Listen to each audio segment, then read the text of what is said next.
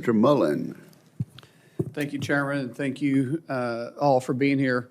Mr. Tell, I want to talk to you about the Port of Catoosa. It's a 445-mile channel that runs from essentially the Mississippi all the way up to the Port of Catoosa, which is the largest inland water port west of the Mississippi and on the Gulf of America.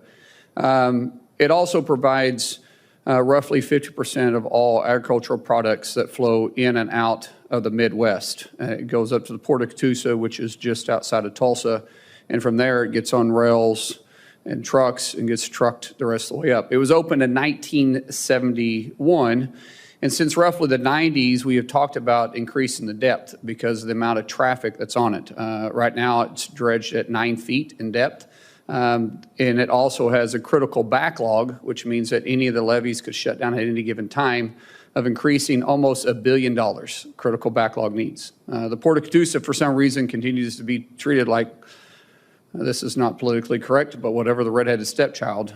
And other projects in the Ohio or the Mississippi or other areas of waterways seem to get the most attention. However, the Midwest feeds the United States and many parts around the world.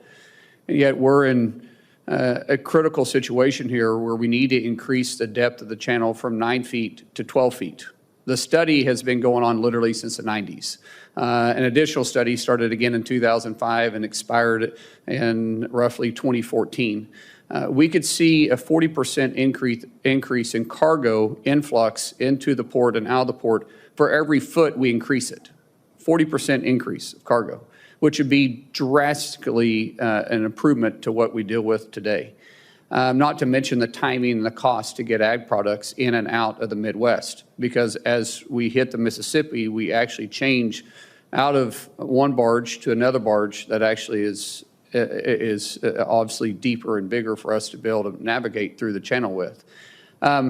My concern is that since the Corps has continued to overlook this, I'm looking for a commitment for you that you will actually take a hard look at this and understand that literally the heartbeat of America, which is our ag products, is in dire straits of being able to get products in and out. And if this navigation channel goes down, the cost is going to bring to all Americans' tables because it will increase in cargo. So would you commit to helping us with this channel?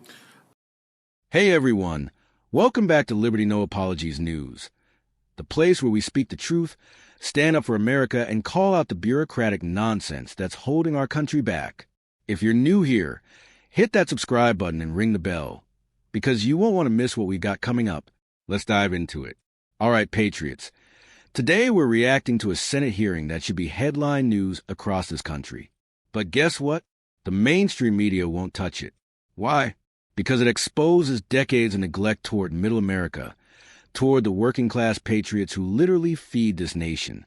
Senator Markwayne Mullen from Oklahoma, and let me say, thank God for men like him. He stood up and told the truth about the Port of Catoosa.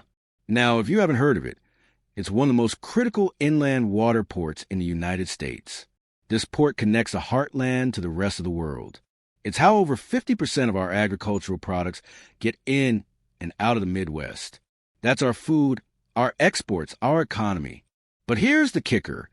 This vital 45-mile channel, which has been open since 1971, is still only dredged to 9 feet deep. That's unacceptable. We've been studying a depth increase since the 1990s. The 1990s, people. Bureaucrats have done nothing but drag their feet while American farmers and workers suffer. Senator Mullen, absolutely, I will. This is emblematic, the situation you've described, providing access for Oklahoma's farmers and ranchers to the rest of the world through our waterways is emblematic of the Corps' mission, which was originally to use our waterways for the benefit of the American public. Your state's so critical in getting the products from your state to the world, and the opposite of that, getting the world's products to you, is critically important. I understand that this issue has been going on for a long time. It affects the state of Arkansas as well. And certainly as vessel traffic changes, the types of traffic change based on commercial patterns across the globe, we need to make sure that our infrastructure is up to date to meet it. And I look forward to doing everything we can to take a very hard look at this critical asset and make sure that we modernize it to the degree that we can. And I would also, as you described when we were in your office, the critical role that it plays in flood protection in that area as well. And the dredge material often can have a beneficial use in terms of building flood control infrastructure, levees, and otherwise. So I look forward to working with you on that, and I commit to do my very best. Thank you. And I look forward to hosting you when we can get you there. Thank you, Mr. Anderson, real quick, as you know, the Air National Guard performs roughly 30% of the military space operations, staffed by highly skilled professional personnel distributed all across the country. As a directive issue that the president expressed his intent to create a special or a space National Guard, I would ask your commitment to see this through. There's a lot of concerns in the National Guard about these individuals that are highly skilled that want to be in the Guard being transferred out and forced to either reserve or full-time units, which obviously, as you can see, that would be a major brain drain within the Space Force, because these guys aren't going to give up their careers and simply move someplace else. They're in the National Guard because they want to be. Senator, the state of play at the present time, as I understand it from the media, is that determination has been made to transfer basic space functions that are performed in the National Guard to the Space Force. And so that is the policy that exists now.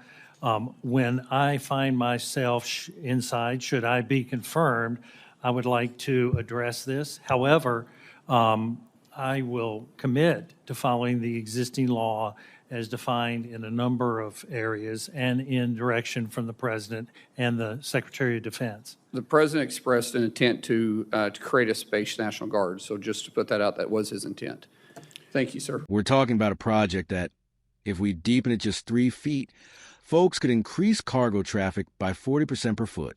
That means faster shipments, lower costs, and stronger food security. And yet, the Army Corps of Engineers has treated this port like a so-called red-headed stepchild, Senator Mullen's words, and I agree with him 100%. Meanwhile, the Ohio River, the Mississippi, they get billions thrown at them. But when it comes to Oklahoma, Arkansas, rural, conservative parts of America, were ignored, forgotten, treated like second-class citizens by the very government we fund with our tax dollars.